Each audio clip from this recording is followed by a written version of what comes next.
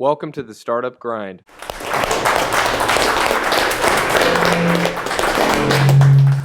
Thank you. Thanks, Tom. Thanks, everyone. Tom, how'd that feel?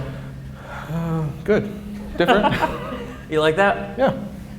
Cool. So at Startup Grind, we like to hear about how things started. Like when you were a little boy, living with your parents. Okay. Did you ever think of owning a business, or do you have any entrepreneurial tendencies that you can remember? Yeah, I always wanted to own a hobby store. That was always my goal, is a hobby store. And I guess in order to do that, I always needed money to do that, or to earn money. So I was always very driven to earn money. So I go out on the roads and collect pop cans as a little kid, save every little dime, and just never had enough money to do the hobby store. So I never went that direction. So you had a little jar and you were putting your coins in there to save up for a hobby store? That's what I always wanted to do. So I always wanted to own a business. So that was where I started at. And then when I was 16, I grew up in St. John's. I grew up there all my life, went to high school there. Graduated and decided to work part-time at a salvage yard in St. John's selling tractor parts, always used parts. And when I was there was always a need for every tractor we got in for salvage, it was usually broken, and that same part was usually always broken every single time. So we decided to make these parts through another factory to get these parts made so that we'd have a supply, because John Deere was $1,500, and we could sell a used part for $750. We could sell a new part, aftermarket, maybe around for $1,000. So it helped us increase our sales, because you could sell 50 a year if you had the part available, but you never could get that many tractors in to sell that same part. So we did that overseas, started getting new parts. This is when you were working for somebody else? Yes. So you made the decision when you graduated high school not to open your own business, but to go and work for somebody else? Correct. How did that feel? I still wanted to do the hobby store, just could never do it. And I wanted to be a business owner at that time. I just couldn't get the financing to do it, or the ability to, or the confidence that I could do it. Did you think that was going to be a temporary situation where you work for somebody else and then go out on your own, or did you think, I'm going to give up my dream and No, I always not for wanted, me? at that particular time, I was going to open a business with somebody else at some point. As kind of a plan, like a 5-year plan, we're going to get together and do business together. But that never really materialized. So then after doing this new parts thing, I was with the company there for 13 years, and there was a lot of turmoil in the company. And so I decided to leave and work at Federal Mogul. And when I did that, I'd already had all these contacts with the vendors overseas, and I was their main contact, and they decided to cancel all their purchase orders with the overseas companies. So these companies had parts to sell and nowhere to sell them. So after working at the factory, I was still in contact with these people, and they said all of our POs were canceled, what's going on, because they weren't getting any information. So we talked a little bit through a fax machine back then, because we didn't have email, and we decided to make a joint venture together at that time. And he flew over from China to Detroit, and we did a thing where if a part costs $30, and we sold it for $100, we pay him his $30, and then we split the $70. So that's kind of how I started my business. And it worked out really great for the first few months, but then it became apparent that he couldn't supply enough inventory on his side to keep it going, because I'd get the parts in, the whole shipment would be all gone in the first 3 or 4 days. I'd sell it all. Oh, wow. So it was kind of cool. What was that business called? That's when I started Junior's Construction Parts. And then shortly after, about 6 months of doing that, I got a partner to give me a cash influx so I could actually buy more parts at that time. Was that a game changer for your business? It was a very big game changer. I was able to quit Federal Mogul, do this full time. It was a good way to start a business with a partner, but because of that partnership, it also became a hindrance at the same time. So my partner and I actually split 10 years later. We probably should have done it sooner than that, because with a partner, you both may have different visions of where the business is going, and you're both on the same path. And that's where I want to do more of the online. I could see that's where we could sell more parts online to more customers After 10 years of having junior construction parts, we had 660 customers around the country. With my new business, we had 100,000 within 2 years. So it was a whole different market, and that's where I could see the e-commerce is really changing the marketplace on how people buy parts. I mean, the guy could be in the field and his tractor breaks down. He could be looking for a part while he's in the field waiting for someone to come help him, and he's got the part already ordered and he's already satisfied, I guess. So. Now I know when people are starting businesses, there can be a big hindrance where there's not enough cash to do the things they want to do, and so sometimes they go looking for venture capital or other bank loans, all kinds of ways to try to get money, friends and family. What was it like when you got, how did you find that partner? How did you get that cash influx? The partner, when I had the first business, it was a person that I was a manager of the business at the tractor salvage that I was at. And he moved on to another business, and I was just looking for a partner. So I had contacted a couple of people that I knew that I thought were successful people to help me, and he saw the opportunity in that and went that direction. So you were approaching people for cash in exchange for equity? Correct. Yep. Do you have any concerns about when you signed with him, about how things were going to go? Or? Definitely, but because he was a family friend also, I trusted him. So. And what did it feel like to get a big check? Well, it wasn't really a big check. It was just the opportunity to start a business together and not have to work at Federal Mogul in the afternoons and this business during the day. So it was a lot of hours. So there wasn't any big check. It was just a different way of doing it. Instead of now we were able to get parts, so there wasn't really a big check like that. Maybe like a line of credit? It was more like a line of credit. We had a sharing thing where I did the selling, he did the books and the warehousing. So that's kind of how we split that up. If anybody in the audience is looking to raise money or go into a partnership and have a capital partner, do you have any advice for them? Well, I guess my advice would be not to have a partner. I think that now, looking back, I could have done it myself if I'd been a little more patient and maybe had asked family members, something like that. The partners you really have to be careful with is making sure you both have the same vision. Even with family members, you want to make sure that you have a plan of when this partnership is going to end. I think you need to have an end date so that you know that on this date, this is what we're going to separate partners and have an expiration date. I think you need to do. That's interesting. I don't think I've ever heard anybody express that sentiment before. I've talked to other people who own businesses that have family members for partners, and that's one thing they recommend is not doing it. And if you do it, get some kind of expiration date, because you got to get it in writing first, because you're never going to agree, forever. So the first piece of advice is don't have a partner? That's what I would do. If you do have it. That's what I would do. That's what I would do. So what would you recommend that people do instead of having a partner with the cash? It sounds like you were saying if you would have been more patient, or? I think if I would have been more patient, I had the agreement already with the company already, and I think I could have just waited a little bit longer, worked another year at the factory, and build up some cash that I could have actually bought the parts myself. And what would that have done for you? I think it would have gave me able to adapt to the changes that were coming easier and to be able to direct my business going different directions. That business that I had before was wholesale construction, which was a good business to be into, and we do about 10% wholesale construction, 90% retail ag. So we were able to, with this new business, direct where the trend is going to. So we get more customers that way. So it sounds like you felt with this partner he was holding you back. Holding back a lot, yes. And it was probably frustrating and not the... Correct. We just had different visions. He was more like, if you didn't sell 2 last year, then you can't have 2 on the shelf. Well, we didn't sell 2 last year because we had 0 in stock. You have to figure out why you didn't sell it. And he was had a different mindset. If you didn't sell it, then you can't buy more. And said, well, you got to look at the details. So that's where you have to go. So then in 2009, you decided to start your own... Yep, we separated in December 2008, and I had a non-compete, so I couldn't sell the wholesale construction at a certain price. So I had no qualms about selling retail because there wasn't any restrictions on that right there. So we started selling on eBay, a lot of retail ag stuff because there was no competition or no problems with that, and that just took off faster than I ever thought. So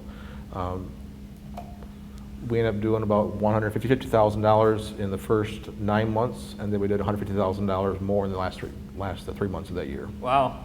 So When you decided to make that decision to separate from your partner, were you nervous about that?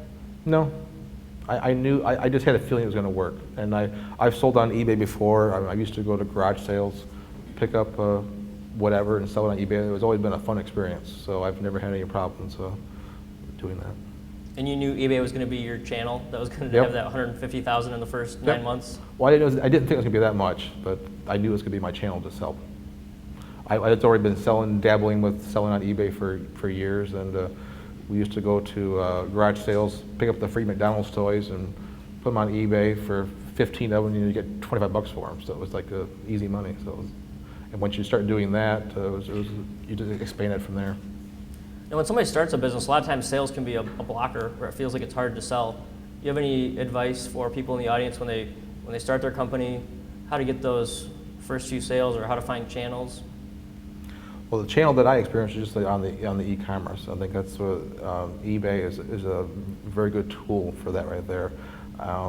If you're not doing that, you're going to have to beat the payment and try it. But I think that's a hard way to. You're going to do a lot of cold calling, and we did some of that. But what paid off the most for us was just doing on eBay. It was just such a big worldwide avenue to sell things immediately. It was just amazing. And how did you have success when you just listed your stuff on eBay? I imagine there were already people on eBay selling things. Yeah, it was a little tough at first, but as our sales grew, we were able to buy bigger quantities and talk to the vendors and get better discounts, and it just kind of snowballed from there. Once you start getting a little bigger, get a little better discount, then you can sell a little more and be able to beat the other people on there. And what was your personal life like when you decided to start the company? Did you have kids or a wife or anything? My wife worked for the state of Michigan. Our first daughter together was born in 2009 in October. So it was an interesting year because working out of the house and had to answer the phone and take care of the baby at the same time. So it was fun. Did you feel a lot of pressure to succeed? I did. I wanted to be able to provide for her so that she could stay home with the kids. And she was able to do that in 2012, and she quit for the state. So How'd that feel? it was good. It was good to be able to do that for her. That's what she wanted to do. How did that pressure feel, or how did you deal with that pressure to succeed in the early days? Just plow through it. That's the only way to do it. If anybody on eBay was competing with me on a part, you just do your best that you could either win. If you can't win, you go to another part and beat on that one. So you just go to the next, whatever was next, and that's how we just kind of expanded from 200 parts to now we have 44,000 parts. You just keep expanding. Somebody's going to come along and be competition for you, but you can't be afraid of it. You just go on to the next thing. So you're always reinventing yourself or what you're doing all the time. And it sounds like you had some success early on. Like right when you made that decision, the sales started flowing in eBay. Mm-hmm. Did you always know that you'd made the right decision to quit the company, or did you ever have doubts in your mind? No, I didn't have any doubts on mine because my partner and I weren't seeing eye to eye, and so it was time for a separation. So it was always no looking back. So it was always the right thing to do. That's great. As you were growing Reliable Aftermarket Parts, was the growth pretty steady, or did you ever have anything that really shot you up? Our growth pattern has always been this, usually, and usually in the last 3 months of the year it kind of tapers off, and then the next year you start there and you keep going up and like that. So we really haven't had any slowdowns. It's just been trying to figure out how to contain it a little bit. That's the one thing the banks have always been, first thing they say is that you're having too much growth. I mean, it kind of scares them, because your banking needs for right now are totally different than what it is next year and the year after. It's been a challenge for them to try to keep up. On the flip side, have there ever been any horrible things that happened, things that were unlucky? I don't know if unlucky would be the right word. The only thing that would be unlucky is that some of the banks can give promises what they're going to do, and we had the 2009 kind of financial things. They changed what they could do, but we just worked around it. There's never been any disasters that almost killed the company or anything like that? No. Just keep plowing through. Keep grinding? Keep grinding, yeah. Have you ever thought about selling Reliable Aftermarket Parts? I've been approached by 2 companies they want to buy my company, but we've never discussed any terms. I don't have any interest in selling. I think we're just finally getting to the point where it's getting to the fun phase. Yeah. Where you can actually, in the very beginning, I was the one listing on eBay, selling the parts, wrapping the parts, doing the warehouse, and I just now recently have people doing things for me. I'm not answering the phone. I don't have to do anything of those day to day. So you get to kind of help out where it's needed. And that's kind of more the fun part, is seeing where you can be more efficient with the business. So that's kind of the fun part now. It just gets more and more fun? Yeah. That's one thing I would choose everybody, if they, any business they want to get into, they need to have a business that industry they like, or they understand, or have a real interest in trying to figure out. If you like cars, sell something automotive. If you have an interest in restaurant equipment, you have to have a love for what you're doing, and if you love it, then it's not really a job anymore. It's just something fun. You learn something every day. Have you ever thought about expanding into other lines of business? I have. We're going to possibly be expanding into concrete pumps that they use for build bridges and buildings. We've talked about doing more of the lawnmower stuff. We want to get the tractor parts more down pat. There's so many more parts we want to list on eBay or put on our website. We're trying to get one completed if that's possible, I guess, or as complete as we can. How do you think about that? A lot of entrepreneurs say just focus on one thing, just do one thing better than anybody else. How do you think about focus versus diversification? I think diversification makes you stronger because you're not focused on one thing and counting on that to pay off. When we started on eBay, we didn't have anything in stock for ag stuff. So we just threw everything out there that we thought might sell and see what sold. And if it did sell, then we fulfilled the order. A lot of people have a different approach. They do it differently. We sell sunglasses, which I don't know why we sell sunglasses, but we sell arborist, tree cutting stuff.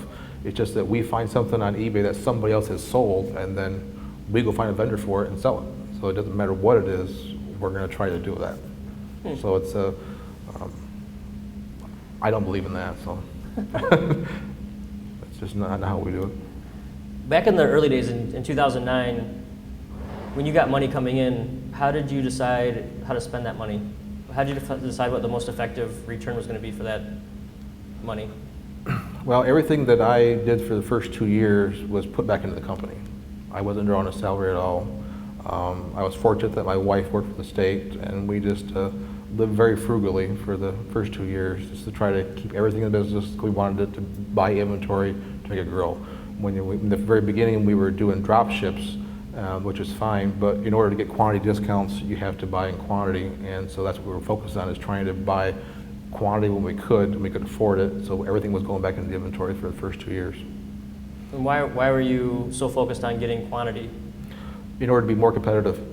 So if we were bought at a lower cost, then we can beat our competition out. So it was always focused on trying to get the best price all the time. So you figured that by buying more inventory that you would get Cheaper. more market share? Yeah, buy more inventory cheaper, we could make more money that way. And we were able to, eBay is a very price-driven market, so you have to be the best price or you're not going to win. That's just how that is. And you said you didn't draw a salary for 2 years. Correct. How did that feel? It was fine because you could see the sales growing, so I didn't really miss it. As long as we had roof overhead, we had food, it didn't really matter. So. You never got frustrated, like seeing your friends, driving fancy cars or going on vacations? You're probably working harder than they were and not being able to enjoy the fruits of your labor, maybe? Well, the first year working on the house was awesome. I missed that. That was probably one of the best times. Is you could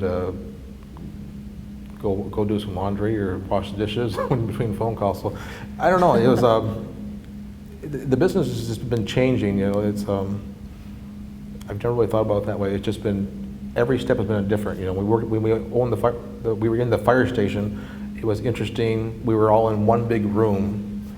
The shippers, people on the phones, research and development, accounting, And that was very unique because you knew what everybody was doing at any time. It was a very unique experience, and I do miss that part of the business. But it also wasn't drawing a salary. We were in the cramped corners, one bathroom. It was very interesting, way of doing it. So every step has been an evolution, and it's just different. So I never really thought about it that I was missing anything. It was just always going for the next thing. As the business was growing so fast, how did you keep up with all these new things I'm assuming you'd never done before? It's been a challenge that way. I was telling somebody earlier that the biggest challenge was letting somebody else do something, and letting go was probably the hardest thing. I used to be involved in the accounting, used to be involved in shipping day to day, knew how to ship out the parts, take the orders, list on eBay, and it's changed now where I train somebody how to do it, and now they train somebody else who comes in and helps them or replaces them. So it's changed. The hardest part is letting go and trusting somebody to do it. And I got some good people now that I've been able to let go, and it's worked out well. I think that can stunt a lot of businesses' growth when the business owner does something they love, and then they do it at a quality level they love, and then they have trouble letting go. Mm-hmm. Do you have any advice for how to overcome that potential hurdle? You got to find the right person that you trust, and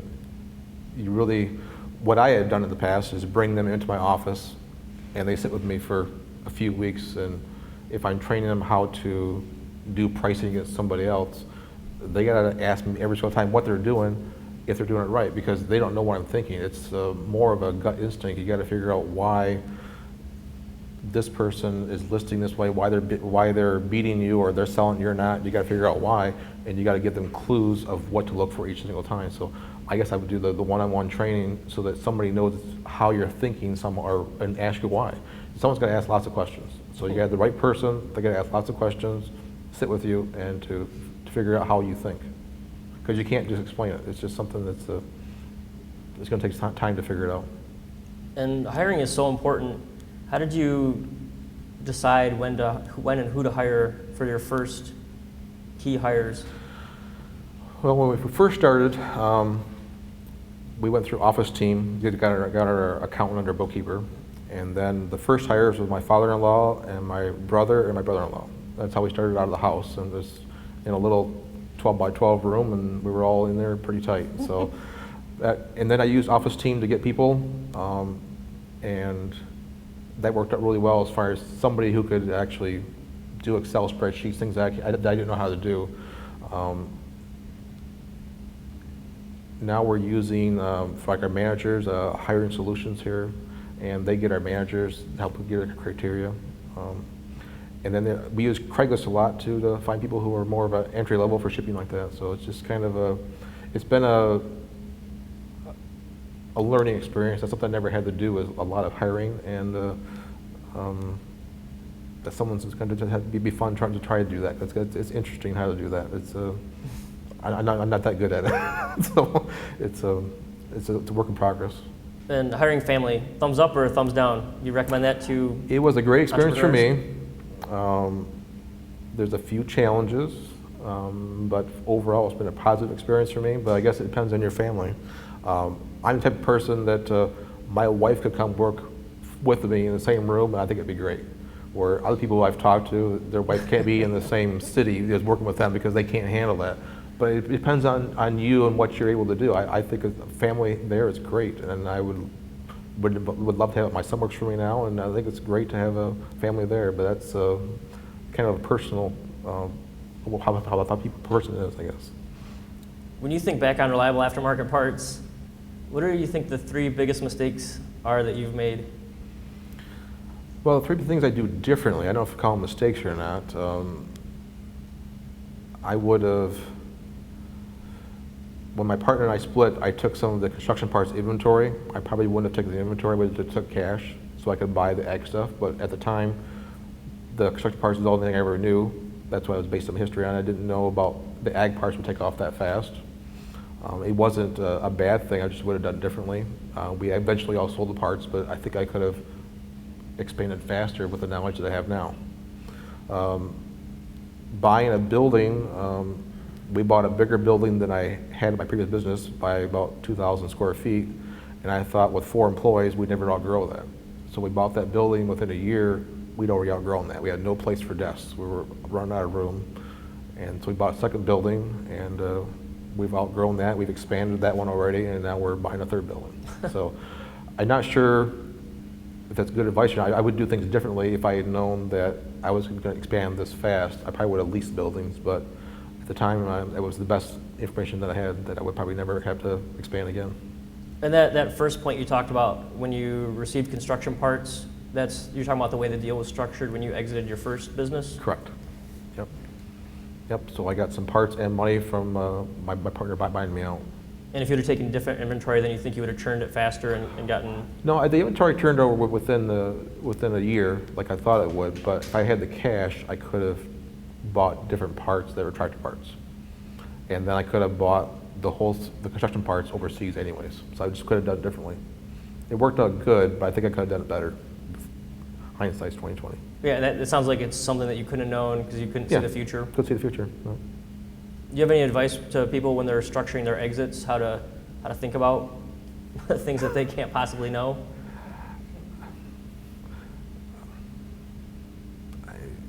I guess just expect the unexpected. I guess because you're not. If your business is the way ours is, it's always changing. You're always looking for the next thing. Is that you're not going to be able to guess. You're just going to take your best guess and just go for it because you're not going to win. You're going to either way. You're going to find something you could have done differently.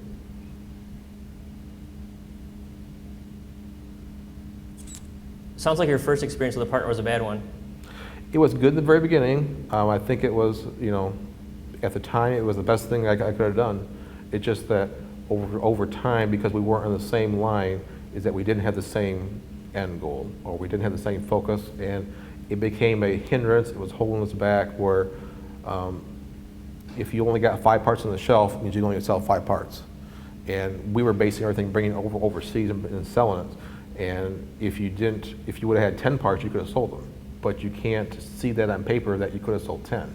You can only theorize that you would have sold 10. So I was always in the impression that if you sold 1 in 3 months, you better order 2 next year, And I want to make sure I catch that sale. I don't want to turn one away. And he was under the impression that if you only sold 2, you can only have 2 on the shelf. And so it was a different philosophy, way of thinking. Have you ever thought about having a partner with Reliable Aftermarket Parts? No. It's just that the business has to be able to adapt to go different directions. And I think we have to be able to, we're selling tractor parts, we're selling sunglasses, we're selling halogen lights for, lighting equipment. I mean, we sell anything, and it's just a matter of being able to change directions at any time. So when you think back to when you started the company in 2009 and you're in your basement or your house, Yep. What did success look like at that point? Success was getting out of the house and getting a building and having some employees. I had a business for 10 years and I had 4 employees, and I had 4 employees working out of the house, and I thought, when we bought that building, I said, this is great, we're here, we've made it. And I thought we did make it, so I really didn't think that not drawing a salary wasn't making it, because we were able to pay our bills. I got my brother and brother-in-law and father-in-law working for me. It was a great family experience, and it was great. It was I thought we made it then. So you hit your goals almost right away? Yeah. And did you set new ones, or how did you think about future Well, planning? the immediate goal was to have the same amount of sales that I had in my other business, and we did that in 2010. We were shooting for 1.5 million, and we did that in year 2. So it was a great experience to be able to think that after 10 years of having a business, I equaled the same sales as I had before. So that was a lot of fun. And after that, we really didn't have.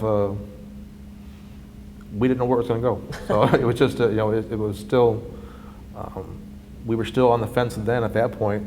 Do we do the wholesale construction or do we do the retail? Because it was still kind of more of a 50-50 mix at that point. And then after that point, we started getting more focused on the retail ag or whatever we could find to sell, and that's when sales really took off. And today, how do you do your planning? Do you think a quarter out? Do you think a year out? 5 years? I would say probably a quarter out, probably. we're looking at what we've done, but we're still focused on trying to figure out our website sales. Our website sales have never taken off. We just started getting on Amazon. We're still expanding our offering on eBay. So we don't have a really that big of a goal, I guess, for 2 years out. That's just too far for us to think, I guess. We're just trying to adapt to whatever comes our way. So you have any idea what the business will look like 5 or 10 years from now? Nope. I haven't guessed right yet, so I don't. It's been a fun experience. For the business owners in the crowd, how do you think they should think about goal setting when they're in the early stages of their company? Maybe if they're pre-sales, or maybe they've just gotten their first sale. How do you think they should think about goals? I think goals are a good thing to have. I just don't think that. I think you don't want to confine yourself to this is what you have to do to succeed. You got to be able to adapt to whatever comes your way. So you don't want to be locked into this is the only way we're going to succeed is by going this direction. You got to look for the opportunities that may come your way, or you're going to miss them. You got to be able to seize the moment and go a different direction if you have to. That's what I'm doing. What's been the most challenging thing about growing Reliable? Probably the most challenging is letting go of not doing everything and relying on somebody else. The other challenging pieces that we've had is people that have gotten you to the level you're at may not be the people that you need to get to the next level. And so it was hard to make some decisions of people that you had to let go because they can only go so far. They can't go any farther. You need somebody else to take you to the next level. Wow, how do you deal with that as a small company? It's very hard. That's probably the hardest part of the job is making a decision like that to let somebody go. That's probably the worst part because I don't like being the decider, or you feel like you're a decider of someone's life, and that's not fun to be in. On your journey from being a basic laborer to the CEO of this wildly successful company, can you look back on your career and see 2 or 3 key decision points that got you to where you are today? Well, to start my own business, I was happily content to work at the tractor salvage. I was the 18th person to leave out of 18 people in 1 year. So there was a lot of problems in the management of that company. And that's what pushed me that I needed to get on my own.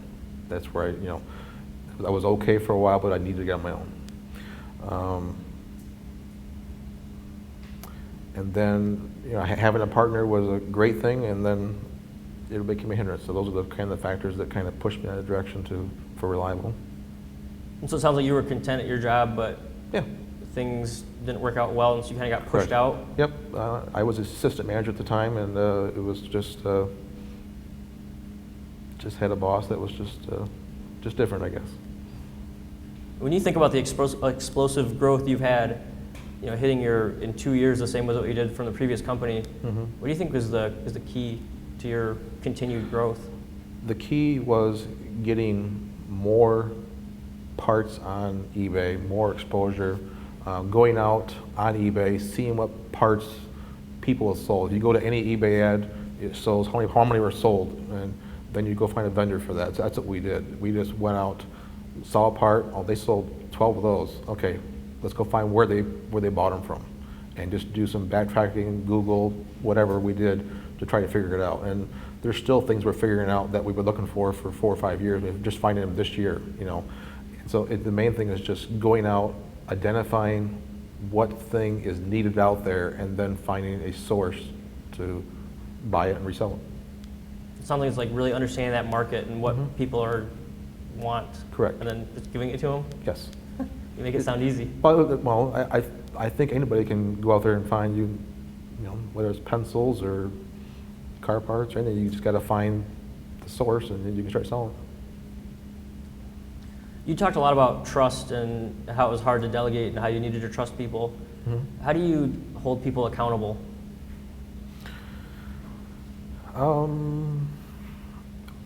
This is kind of a new thing for us since we just got a manager's in the past 2 years and a CFO in the past 2 years. So we're still building criteria of what their goals should be at and holding, how many phone calls people answer, how much sales they're doing.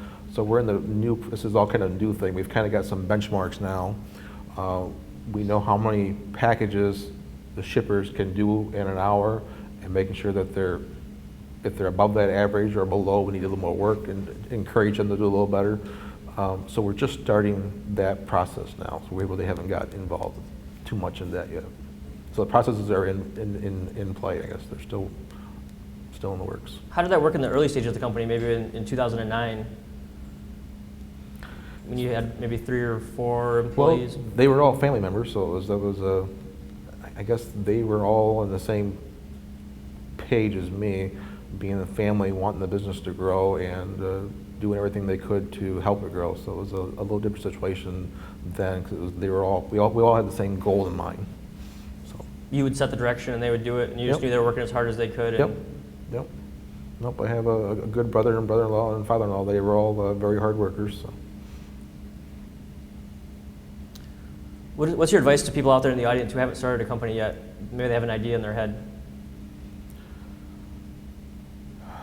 I guess, I still think a partner could be a good thing if you've got an end game in place as far as an expiration date. You're going to be a partner for 3 years, and you're going to split the profits this way for 3 years, but in the end result, this is going to be my business. I think that's important for anybody. Otherwise, I would borrow some money if you can, get a business plan, have one drawn up, and talk to banks, talk to family members, see if you can get some cash that way. If you had the opportunity to redo your career, would you do anything differently? I don't think I would. I mean, I've always liked the tractors aspect of it.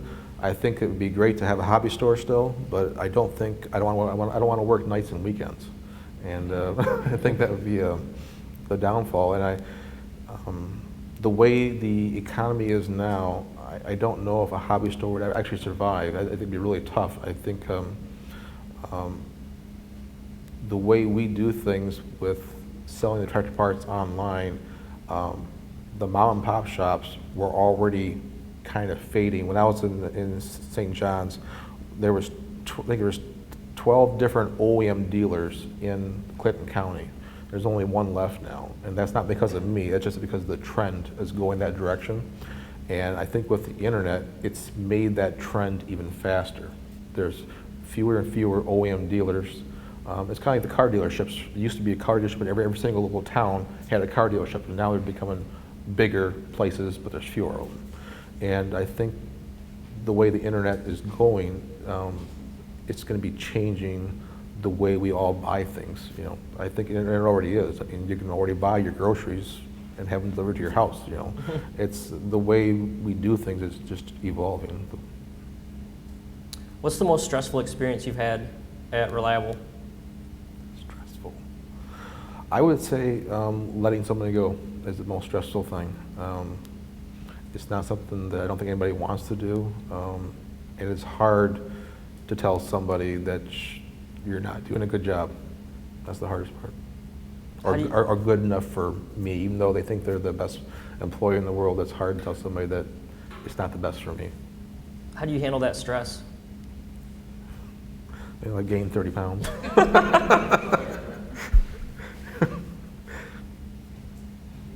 What's the best thing about owning your own company?